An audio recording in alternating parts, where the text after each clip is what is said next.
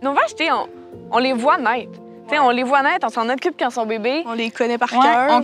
On connaît leur nom, on connaît tout leur caractère. C'est comme les humains, on apprend à les connaître, puis ils sont tous différents, mais c'est nos bébés. Là.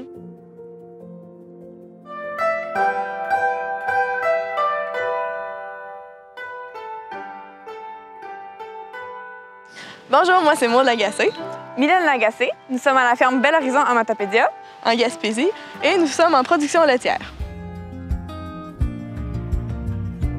Nous, on est nés ici. Mes parents avaient déjà la ferme. Fait que ça a toujours fait partie de notre vie, puis ça a comme été instantané, si on veut. Là. On nous trimballait à l'étable quand on était petits, des bébés. Puis... Ouais. On faisait boire les petits veaux avec les chaudières, puis on jouait avec les chats. Moi, j'ai fait un DEC en gestion et exploitation d'entreprises agricoles à la Bocatière. Quand j'ai terminé, là, je suis revenue à la ferme, je suis restée à temps plein. Puis ça, j'ai acquis les parts en 2017. Là, J'avais fait le choix d'aller à l'ITA en production animale. Fait que j'ai décidé, après 2 ans et demi, j'ai décidé d'arrêter là, de m'en revenir sur la ferme. Après ça, là, à l'automne, il y a un programme qui a été lancé avec le Cégep de Rimouski, qui est un AEC en gestion d'entreprises agricoles.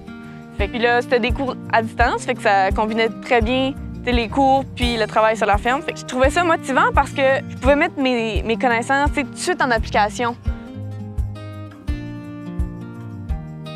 Nous, on est en production laitière, puis en 2017, on a passé avec une tabulation libre, puis on a fait l'ajout d'un robot à ça.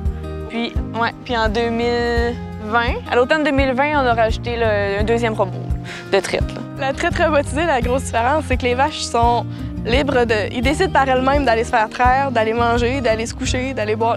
Ils sont pas attachés, fait qu'ils font ce qu'ils veulent quand ils veulent. Puis sinon, ça a l'avantage aussi à aller chercher un peu plus de lait par vache. Ça permet aussi une plus grande flexibilité au niveau de notre temps à nous.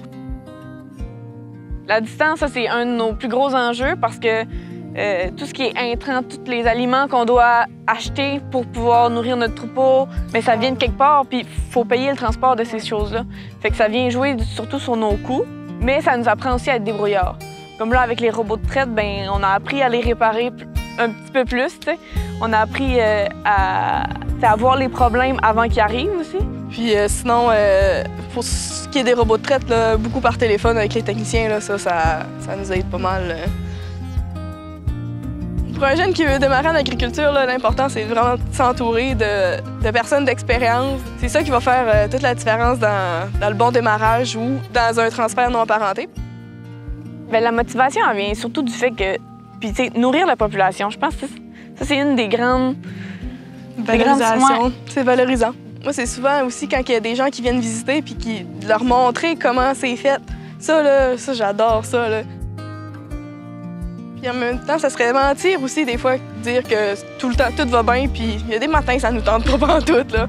Bien, on le fait pareil, parce qu'il y a personne d'autre qui va aller nourrir nos vaches. C'est nous qui avons cette connaissance-là. Dans un proche avenir, là, on est comme un peu sur une vitesse de croisière. Là. On augmente tranquillement l'entreprise, les résultats qu'on veut avoir. Éventuellement, bien, ça, Mylène va être en processus de transfert pour devenir propriétaire avec moi puis mes parents. Puis après ça, on va continuer d'autres projets plus tard. Puis on verra où est-ce qu'on va. À deux, ça va toujours mieux que tout seul.